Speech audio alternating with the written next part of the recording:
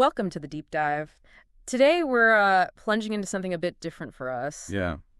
Our rugby match report. But hang on, it's definitely not your standard sports write-up. Okay, intrigued. We're looking at a satirical piece called Barbarian Rugby, a satirical match report. And honestly, it's just brimming with exaggeration, loads of humor. Satire. So this deep dive, it's all about pulling out the most, well, outlandish bits from this fictional game and figuring out what they actually reveal. That sounds fascinating, because satire, like this source we're digging into, it doesn't just state facts, does it? No, not at all. It uses humor, exaggeration, hyperbole, really, to spotlight absurdities, or maybe certain characteristics, but in a really vivid, memorable way. Right.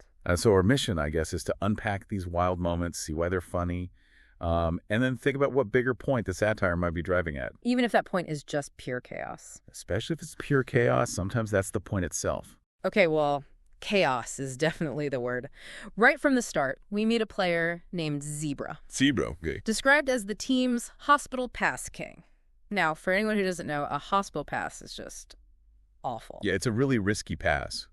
Basically sets up your teammate to get absolutely clobbered. Exactly. And Zebra apparently throws the ball like a grenade with a note, "Don't murder me, bro." Wow. Okay, so right away, that sets a tone. A tone of extreme, almost reckless play. You can just picture it, can't you? Definitely. It immediately signals this isn't about finesse, and then the reaction that follows is just as extreme. Oh, yeah. So Cat catches this grenade pass, but he's offside by like a mile. A mile. And the ref Ali, blows the whistle so hard, get this, birds fall from the sky. No way. Yes. So it's like describing a game in more like plunging you into this totally surreal scene. It makes it clear this isn't about realism. Okay, so the penalty that results for the Barbarians, the celebration is just as weird. Let me guess. Equally over the top. You got it. But We hear about Conan the Barbarian. the actual Conan. Or just nicknamed. Seems like a nickname, but played completely straight. He's found sitting on his coach's lap like a giant toddler. Oh my goodness. And the report even adds like a sarcastic note. Called Child Services.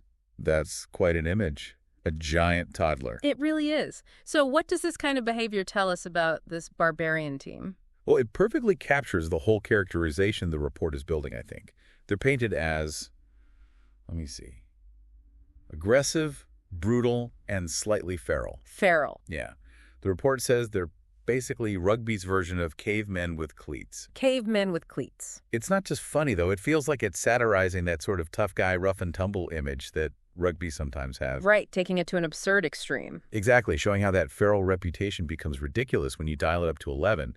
It sort of pushes back against certain ideas of sportsmanship, maybe? That makes sense. And it continues. There's an injury mentioned, too. Oh, yeah. Who gets hurt in this chaos? Cow the Lock, also known brilliantly as Scrumzilla. Scrumzilla. That's great for a lock. But poor Scrumzilla gets steamrolled. Which is funny because, you know, locks are supposed to be these huge athletic engines in the scrum, meant to be unshakable. Right, the powerhouses. So Scrumzilla getting steamrolled, it flips the script. Yeah. And there's more rule breaking, too, isn't there? Oh, yeah. At another point, it mentions the entire Barbarian backline being offside. The entire backline, not just one player. A whole lot. See, that just underlines this constant breaking of expectations. The satire seems to be aiming at the very structure, the discipline you expect in a game. Presenting a world where rules are optional. Pretty much. Suggestions, maybe, where order just completely breaks down. And then there's Conan again, this time with his happy rage. Happy rage, what's that? Apparently he smiles while threatening his own team. Smiles while threatening. Okay, Yeah. that's unsettling. And then the report satirically says he murders Bear, who's an opponent. Murders? Well, satirically murders. Yeah, Because, well, he's the captain. And the report just deadpans. Totally normal rugby stuff. Yeah. Wow. That's dark humor, but a great punchline. It really lands. That whole happy rage thing, it really highlights something, doesn't it? That sort of paradoxical nature of aggressive sports. How so? Where intense emotions, even anger, can almost be embraced as part of the game's identity. Especially maybe for a captain, the leader. Right. Channeling the aggression. But then the murder bit, even as a joke, it just pushes that competitive spirit way past intensity into, well, utter madness. Yeah, it definitely crosses a line. For me, that part really exposes how thin the line can be between playing hard and just complete chaos. Yeah. It makes you question what we consider normal or acceptable in such a physical sport. No wonder the report wraps up by saying the game continues somehow. Exactly. It just emphasizes the sheer, almost unbelievable, chaotic nature of this fictional match. So after diving into all this satirical madness, what does it all mean for us, really? Well, I think it shows that knowledge or understanding something isn't always just about facts and figures, or straightforward reporting. It's also about seeing how things like exaggeration, like humor, can paint a really vivid picture and make a point, even if that point is just how absurd something can be. So satire isn't just for laughs? No, not at all. It entertains, sure, but it also forces you, the reader or listener, to look at things you might take for granted norms, realities, in a totally different way. It critiques them, almost, without saying it directly. Precisely. It highlights things, it maybe implicitly criticizes them in a way that straight reporting just might not capture, or might not make you think about in the same way. Interesting. So a final thought then for you listening. Yeah.